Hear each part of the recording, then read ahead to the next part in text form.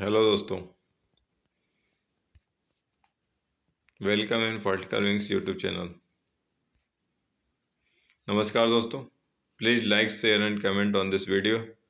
Please subscribe political wings YouTube channel, join Telegram channel political wings for PDF file.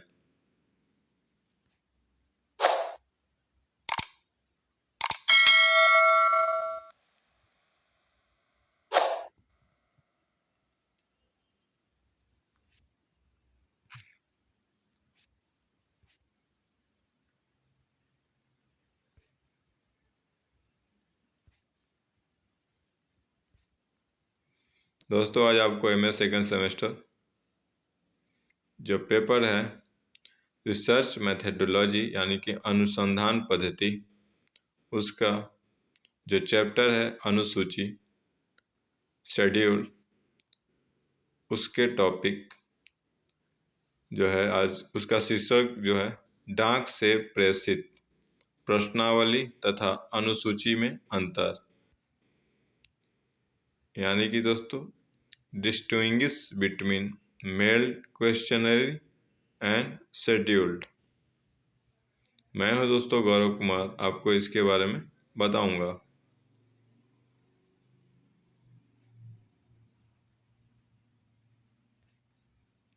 प्रश्नावली एवं अनुसूची।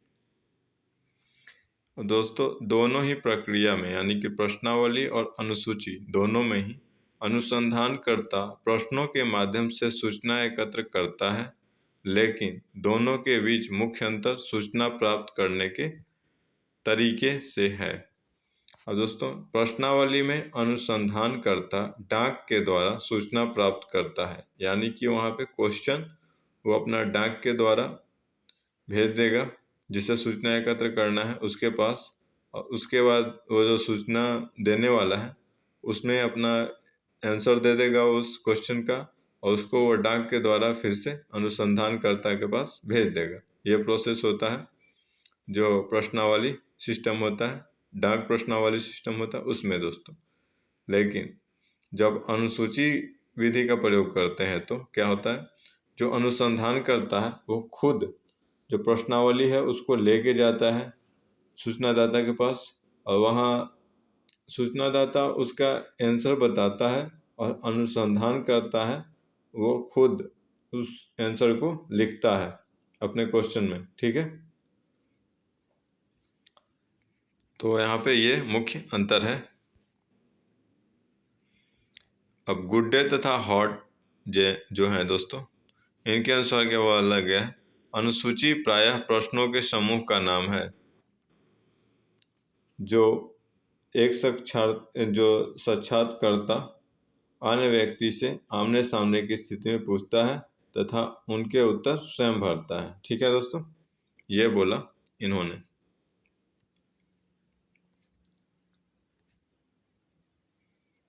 अब डाक प्रश्नावली तथा अनुसूची में अंतर क्या है। जांच की संभावना। प्रश्नावली प्रविधि से प्राप्त सूचनाओं की सत्यता की जांच संभव नहीं है, जबकि अनुसूची है उसके द्वारा प्राप्त सूचनाओं की सत्यता की जांच अवलोकन द्वारा संभव है। यहाँ पे दोस्तों आपको अनुसूचित नहीं होना चाहिए था, अनुसूची होना चाहिए था, यहाँ पे मिस टाइप है तो आप अनुसूची ही समझिएगा। वहाँ पे अवलोकन द्वारा संभव है। ठीक है दोस्तों, नेक्स्ट है दोस्तों उत्तरों का भरा जाना। अब जो प्रश्नावली के उत्तर सूचनादाता स्वयं भरता है, जबकि अनुसूची में उत्तर अनुसंधानकर्ता भरता है। ठीक है दोस्तों,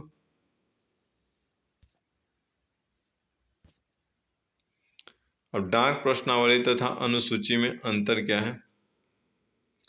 संपर्क का स्वरूप। प्रश्नावली डाक द्वारा भेजे जाने के कारण अनुसंधानकर्ता तथा सूचनादाता के मध्य प्रत्यक्ष तथा व्यक्तिगत संपर्क का अभाव होता है, जबकि अनुसूची विधि में ऐसा नहीं होता है। इसमें दोनों के मध्य प्रत्यक्ष तथा व्यक्तिगत संपर्क होता है। अब प्रश्नावली पद्धति में दोस्तों डाक के द्वारा क्वेश्चन भेज दिया जाएगा तो अनुसंधानकर्ता की वहाँ जाने की जरूरत नहीं है, लेकिन अनुसूची विधि में अनुसंधानकर्ता क्वेश्चन लेके जाता है और वहाँ लेके जाएगा तो सूचनादाता से उसकी मुलाकात होगी। और जो मुलाकात होगा वहाँ पे दोस्तों, तो इसमें मैंने प्रत्यक्ष तौर पे संपर्क स्थापित होता है। और जब तक मिलेगा नहीं तब तक वो क्वेश्चन कैसे पूछेगा? तो मिलेगा तो उसके लिए संपर्क की ज़रूरत है। तो इसमें अनुसूची में संपर्क हो जाता है, प्रत्यक्ष हो जाता है और व्यक्तिगत संपर्क भी हो जाता है। अब दोस्तों, सार्वभौमिकता यानी कि जो प्रश्नावली है वो शिक्षित तथा एक निश्चित बौद्धिक स्तर के लोगों से सूचना प्राप्त करने के लिए प्रयुक्त किया जा सकता है।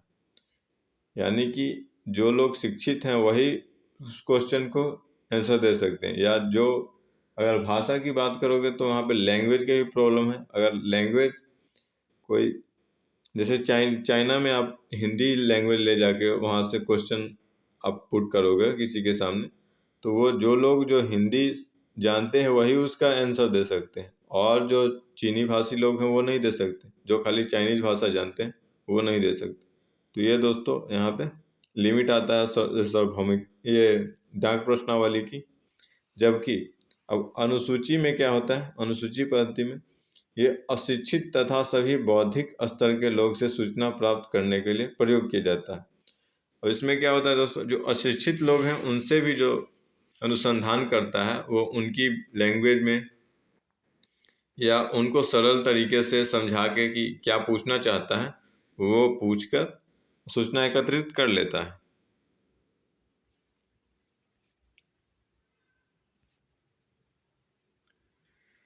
अब डाक प्रश्नावली तथा अनुसूची में अंतर और क्या है?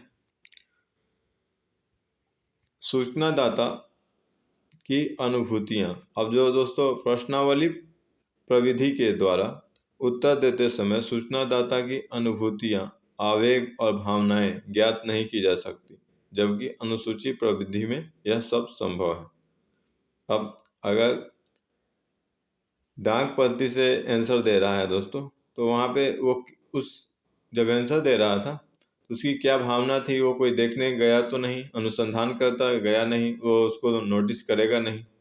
लेकिन जो अनुसूची में है वो तो खुद अनुसंधान करता है, या उसका प्रतिनिधि वहाँ पे जाके उसको नोटिस करेगा कि मैंने वो क्वेश्चन जब दे रहा है तो उसका कैसा रिएक्शन है जब आंसर दे रहा है। तो ठीक है, तो ये बात है दोस्तों। नेक्स्ट है दोस्तों प्रश्नों का जो स्वरूप है उसमें।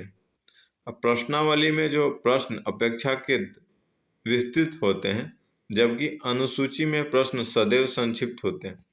यानी कि दोस्तों जो डाक के द्वारा प्रश्नावली पूछा जाता है उसमें बहुत सारे क्वेश्चन इंक्लूड कर लिए जाते हैं, लेकिन अनुसूची के द्वारा जो क्वेश्चन पूछेगा वो काफ़ी शॉर्ट होगा, क्योंकि जिस आदमी से सूचना प्राप्त करना है उसको भी दोस्तों काम रहेंगे और सारे काम रहेंगे, और जो अनुसंधान करता है उसको भी जल्दी से मैंने सूचना एकत्र करना है और सटीक एकत्र करना है, और उसको मैंने उस पर फिर और आगे कार्य करना है, विश्लेषण भी करना है उसका।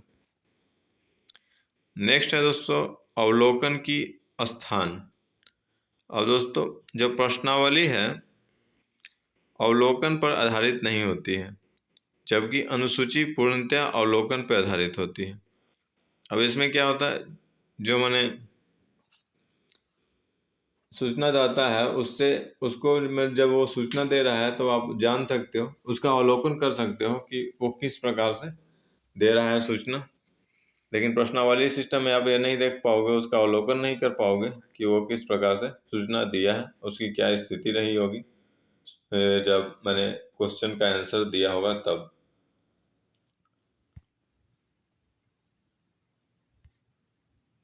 और डाक प्रश्नावली तथा अनुसूची में अंतर क्या है? और धन तथा समय।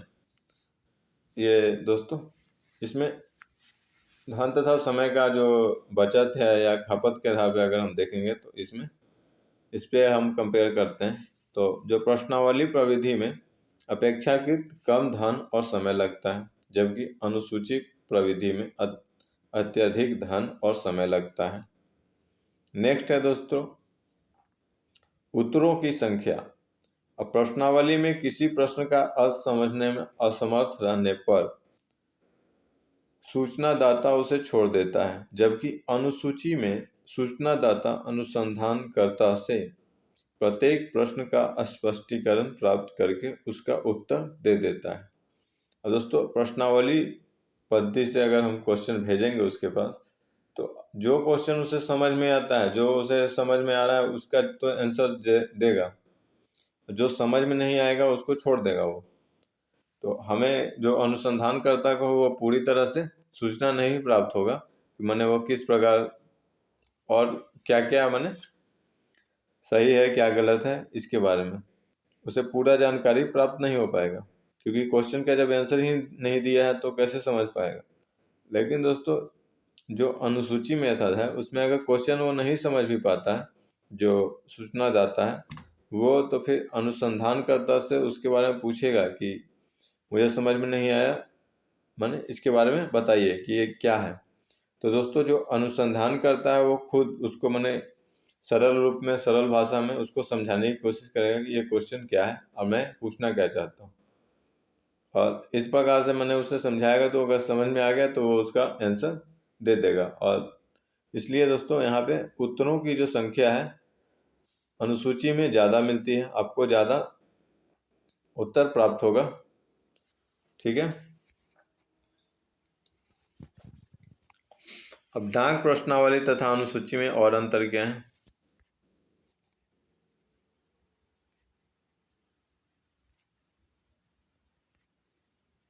डाक प्रश्नावली तथा अनुसूची में अंतर। विस्तार। अब प्रश्नावली विस्तृत क्षेत्र में रहने वाले लोगों से सूचना प्राप्त करने में प्रयुक्त है, जबकि अनुसूची एक सीमित क्षेत्र में रहने वाले लोगों से सूचनाएं प्राप्त करने के लिए ही प्रयुक्त की जा सकती है। और दोस्तों, इसको क्योंकि जो प्रश्नावली सिस्टम है उसको डाक के द्वारा हम भेज सकते हैं यहाँ से वहाँ तक, तो इसमें अनुसंधानकर्ता को तो जाना नहीं है। डाक द्वारा वो सब जिसके पास हमें भेजना है वो डाक उसे पहुँचा देगा वहाँ पे, और फिर डाक वहाँ से उसका जो आंसर होगा वो उसे भी लाद के दे देगा। लेकिन जो अनुसूची बनती है इसमें तो उसे जाना पड़ेगा सूचना लेने के लिए। तो यह दोस्तों विस्तार में इसलिए अंतर होता है। नेक्स्ट है दोस्तों प्रशिक्षण।